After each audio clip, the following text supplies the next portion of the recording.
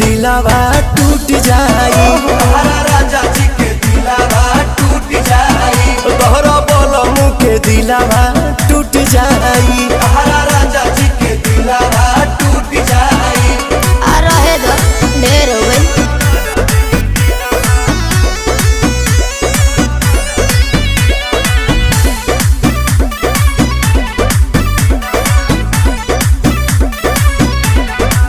हो जनी छोड़ भवन करब